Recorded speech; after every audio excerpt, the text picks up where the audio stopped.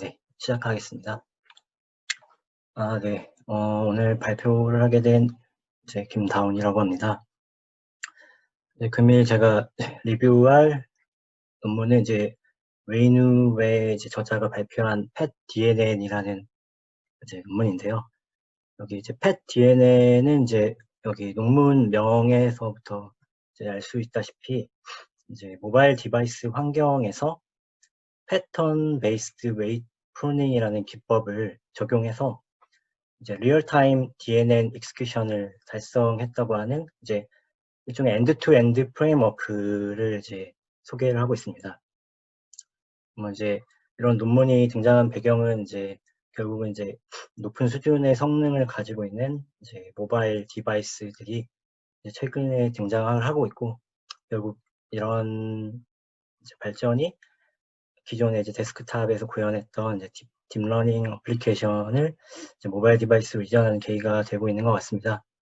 실제로 최근에 인베디드 산업 중에 자동차 가령 자동차 쪽에서도 32비트 RTOS 인피니온의 트라이코어 아키텍처나 NXP 파워PC 아키텍처를 사용하던 기존 저레벨 수준의 제품들도 다 암코어 쪽으로 넘어가고 리눅스 OS 기반으로 조금씩 바뀌는 거 보면 인베디드나 모바일 디바이스 환경도 점점 고성능으로 가고 있는 것 같아요. 이런 일환으로 많은 연구들이 모바일 딥러닝 인퍼런스를 최적화하기 위해서 진행되고 있는 것 같은데, 이 논문도 그 중에 하나입니다. 발표할 내용은 우선 백그라운드랑 모티베이션을 이 저자가 얘기하는 내용을 좀 간략하게 설명을 하고, 오버뷰를 통해서 이 펫 DNN이 저자가 이야기하는 펫 DNN 엔드-투-엔드 프레임워크가 정확히 뭐 하는 건지 설명을 좀 드리려고 합니다.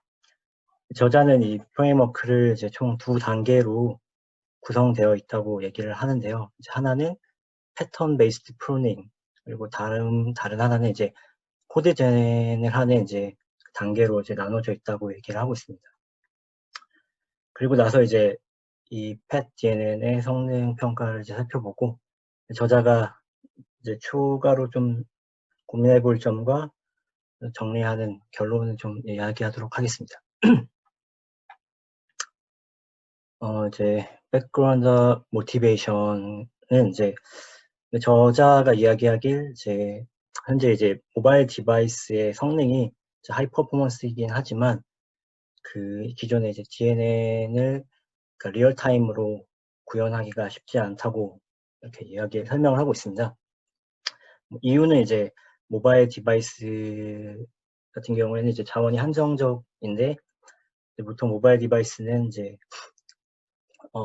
아키텍처 구조상 CPU하고 GPU가 보통 한정된 시스템 메모리에 접근하는 하이라키 구조를 가지고 있고, 그래서 그 메모리도 한정적이고 저전력으로 보통 구동하기 때문에 많은 연산량을 소화하기가 힘든데, 이런 모바일 디바이스에 큰 사이즈의 DNN을 모바일 디바이스에 구현해서 실행하기가 어려운 게 파라미터가 굉장히 방대하다는 점도 문제가 되고요.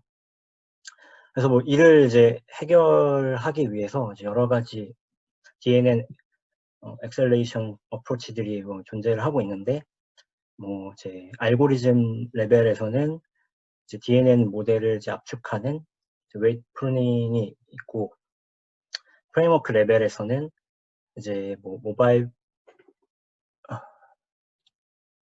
모바일 프레임 가속 프레임워크인 TVM, 텐서플로우 라이트, 알리바바의 MNN, 모바일 뉴럴 네트워크 등이 있는데요. 지금 이런 유명 프레임워크들도 현재 압축 CNN 모델을 지원하지 못한다고 저자가 이야기를 하더라고요.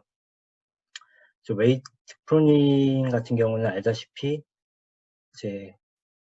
정확성에 미치는 영향이 적은 웨이트 웨이트를 랜덤하게 이제 제거하는 기법인데, 뭐 이렇게 제거하는 방법도 있고, 뭐 채널을 이제 골라서 이제 중복된 채널을 제거하는 방법도 있습니다.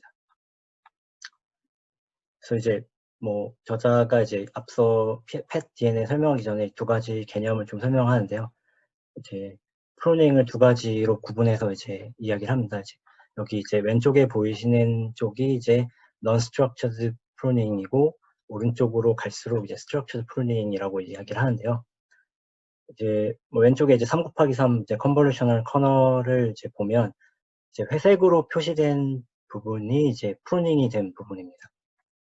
그래서 이 방식 같은 경우에는 이제 각각 이제 커널마다 이제 패턴이 이 경우에는 이제 제각각으로 보이는데, 이 경우에 이제 fine grained 해서 이제 accuracy가 보장이 되는데, 이제 커널별로 이제 패턴이 서로 다르다 보니까 이제 하드웨어 친화적이지가 않은 거죠. 이제 그러니까 뭐 이제 중복되는 패턴이 아니기 때문에 이제 하드웨어 입장에서 이를 처리하기가 이제 매번 이제 다른 일을 하는 것처럼 받아들여서 이제 연산을 이제 병렬화하기가 어렵다는 어려운 점이 있고요. 이제 반면에 이제 오른쪽처럼 뭐 이제 예를 들어서 한 채널을 전부 다 프루닝을 해버린다던가 이렇게 하면 이제 스트럭처 프루닝 같은 경우에는 이제 뭐 하드웨어가 이제 처리하기가 좀 유리한 면이 있습니다. 근데 이제 다만 이제 콜스 그레인드 해가지고 이제 어큐러시가 상대적으로 이제 떨어지는 그런 단점이 있습니다. 그래서 저자는 이 두 가지 구조를 적절하게 섞은 새로운 이제 구조를 이제 제시를 하고 있습니다. 이게 이제 결국 이제 저자가 하고 싶은 말은 이제 어큐러시는 유지를 하면서 동시에 이제 하드웨어 이피션시는 이제 좀 올리고 싶은 이제 그런 엔드-투-엔드 경량화 프레임워크를 이제 소개를 하려고 하는 거고요. 이제 non-structured pruning 같은 경우는 이제 각각의 커널 내에 임의로 웨이트를 이제 프루닝하기 때문에 프루닝하고 있고, 이제 스트럭처 프루닝은 이제 뭐 예를 들면 채널을 아예 프루닝을 하는 방식이니까 이 펫 DNN 같은 경우는 이 두 방법이 마치 양극단의 성격을 가지고 있다고 이제 보고 있고요. 그래서 이 양극단에 있는 성격을 적당히 조화를 시키면 트레이드 오프를 최소화를 하면서 최적 구조를 만들 수 있다는 이런 아이디어에서 이제 이 논문이 시작을 합니다. 다시 말을 하면 이제 non-structured 방식은 랜덤하게 웨이트를 제거하기 때문에 병렬화가 어렵고, 스트럭처드 방식은 채널을 통째로 이제 제거를 하기 때문에 코스 그레인드에서 어큐러시가 떨어지는데, 이를 이제 패턴 베이스드 프루닝이라는 방식으로 이 두 방식의 장점만 취하는 새로운 구조를 제시를 한다는 이야기입니다. 그래서 다음은 이제 펫 DNA 이제 오버뷰에 대해서 이제 설명을 드리겠습니다. 이게 지금 그림이 잘 보이시는지 모르겠는데, 이제 오른쪽에 있는 이제 그림을 보시면 이제 우선 이제 그 펫 DNN 같은 경우는 총 두 단계를 거치게 되는데요. 이제 그 단계 중에 첫 번째가 이제 패턴 베이스드 프루닝입니다. 근데 이제 패턴 베이스드 프루닝은 이제 커널 패턴 프루닝이 있고 이제 커넥티비티 프루닝이 있습니다. 그래서 이제 패턴 베이스드 프루닝에서 이제 사실 이제 제일 중요한 게 이제 프루닝에 가장 최적화된 패턴을 찾아내는 게 중요한데요. 이제 이 저자는 이런 가장 좋은 패턴의 조건으로 플렉시빌리티하고 레귤러리티를 이제 이야기를 합니다. 그래서 그 플렉시빌리티랑 레귤러리티를 만족하는 방식으로 두 가지 방식을 제안을 하는데요. 하나가 이제 커넥티비티 프루닝이고, 그 다른 하나가 커널 패턴 프루닝입니다. 그래서 그림을 보시면 이제 상단 부분이 이제 커넥티비티 프루닝인데요. 그 이전에 이제 스트럭처드 프루닝이 채널 전체를 이제 프루닝을 했다면, 이제 이 방식 같은 경우는 특정한 인아웃풋 채널의 연결, 그러니까 커넥트를 이제 제거를 하는 방식이에요. 그래서 이제 특정 그 인아웃풋의 특정 커널 자체를 제거를 하는 방식인데, 이제 채널 전체를 프루닝을 하지 않고 이제 커널별로 이제 각각 프루닝을 하기 때문에 기존의 스트럭처드 프루닝보단 플렉서블한 이제 프루닝이 적용 가능하다 이렇게 얘기를 하고 있는 거고요. 커널 패턴 프루닝 같은 경우는 이제 하나의 커널 내에 미리 정해진 그러니까 프리디파인드 된 패턴을 이제 패턴에 따라서 이제 웨이트를 프루닝하는 방법인데, 그래서 여기 보시면 얘 같은 경우 이런 이제 패턴, 커널 5에 대한 패턴, 그리고 뭐 이런 커널 4번에 대한 패턴들이 이제 미리 정해진 패턴들이 이제 패턴 셋을 가지고 있고, 이것을 이제 각 커널에 가장 최적화된 패턴들을 골라서 이제 프루닝하는 방식입니다. 그래서 여기 논문에 이제 따르면 DNN 모델 컴프레션 이제 프레임워크인 그 ADMMN을 확장을 해서 이제 각 커널에 적합한 이제 프리디파인 패턴을 이제 선택한다고 이야기는 나와 있더라고요. 그래서 결국 이제 패턴이 이제 동일하게 프루닝을 하게 되면 이제 컴파일러 레벨에서 이제 동일한 패턴을 가진 이제 커널을 이제 병렬로 처리를 할 수 있게 했다라고 해서 이제 레귤러리티를 이제 충족시킨 방법이다라고 이제 얘기를 하고 있습니다. 커넥티비티 프루닝을 좀 이 그림을 보시면 좀 더 이해가 편하실 것 같은데, 이제 그림처럼 특정 커널을 이제 프루닝을 하기 때문에 이제 기본적으로 코스 그레인드한 특성이 있긴 있는데, 동시에 이제 파인 그레인드한 특성도 이제 동시에 가질 수 있다는 거고요. 그래서 논 스트럭처드 프루닝을 한 효과도 얻을 수 있다고 이야기를 하고 있습니다. 마찬가지로 이제 커널 패턴 프루닝도 이제 커널별로 프루닝을 하지만 그 미리 정해진 특정한 패턴으로 프루닝을 하기 때문에 마찬가지로 그 스트럭처드 프루닝의 코스 그레인드한 특성을 이제 동시에 갖출 수 있게 되는 거죠. 그래서 이제 이 표를 보시면 이제 여기 저자가 이제 non-structured와 그리고 이 필터 채널 같은 게 스트럭처드 프루닝이고, 그리고 이제 패턴 베이스드 프루닝, 커넥티비티 프루닝 이렇게 네 개를 이제 비교를 한 표를 이제 넣어놨는데요. 이제 어큐러시와 하드웨어 스피드업 이제 관점에서 보면 이제 논문에서 제시한 이제 패턴 프루닝하고 커넥티비티 프루닝이 이 두 측면에 대해서 이제 좀 긍정적인 모습을 보여주면 좀 알 수가 있습니다. 이제 펫 DNN의 이제 전체적인 모습은 이제 위에 그림과 같고요. 맨 앞쪽에 보면 패턴 베이스드 프루닝에서 이 단계에서 앞서 이제 말씀드린 것처럼 ADM의 NN 프레임워크를 확장을 해서 프리디파인드 된 패턴 셋을 이제 구한 다음에 반복 학습해서 이제 최적화된 패턴을 찾는 단계를 구현을 했고요. 그 다음으로는 이제 그래프 옵티마이제이션을 수행을 하고, 그 다음 단계에서 이제 코드 제너레이션을 익스큐션 하는데, 이 단계에서 앞서 이제 프리디파인드 된 패턴별로 프루닝된 커널들을 리오더링 하는 작업을 하고, 이제 중복되는 부분을 제거하는 이제 최적화 단계를 거치게 됩니다.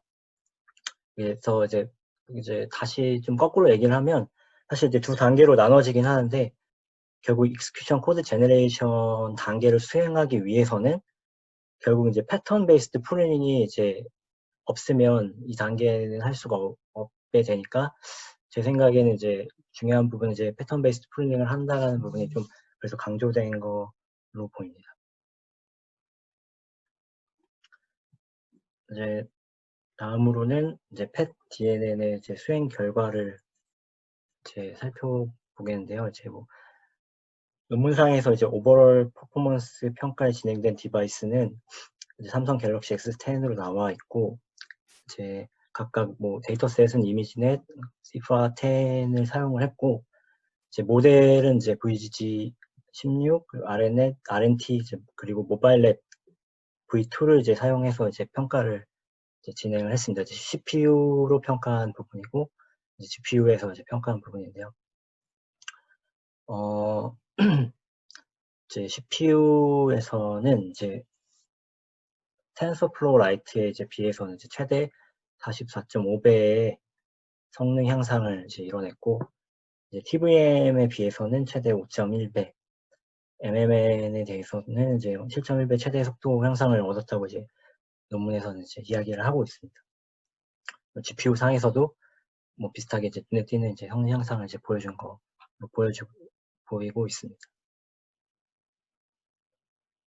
그리고 이제 저자가 좀 중요하게 얘기하는 것 중에 하나가 이제 이식성에 대한 이제 이야기인데요. 그래서 이제 뭐 이제 기린 980이나 스냅드래곤 845에 대해서도 이제 평가를 했고, 이제 두 플랫폼에 대해서 이제 서로 다른 이제 프레임워크와의 비교에서 비교 우위를 이제 점하고 있다는 점을 들어서 이제 뭐 이식성 면에서도 이제 뛰어나다라고 이제 이야기를 하고 있는 것 같습니다.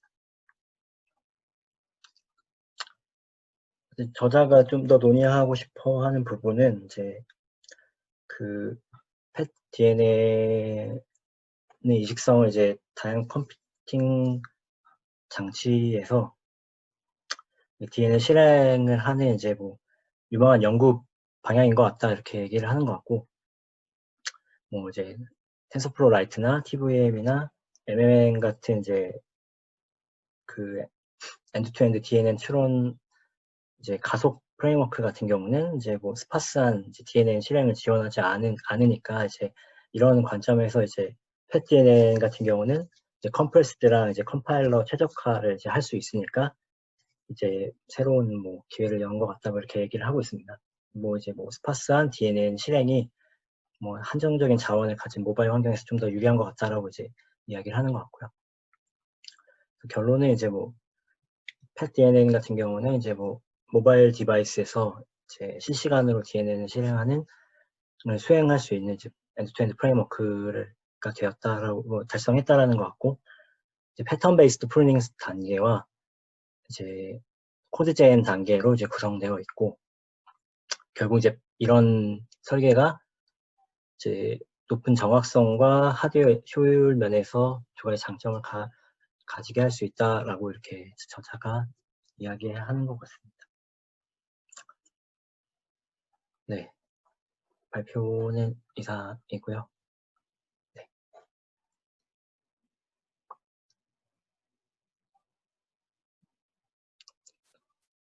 제가 발표가 익숙하지 않다 보니까 말이 좀 빨랐던 것 같은데, 네.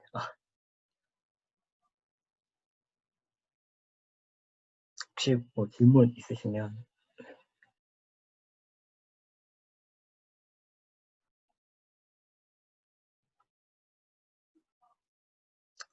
따로 질문 없으시면 종료를 할까요?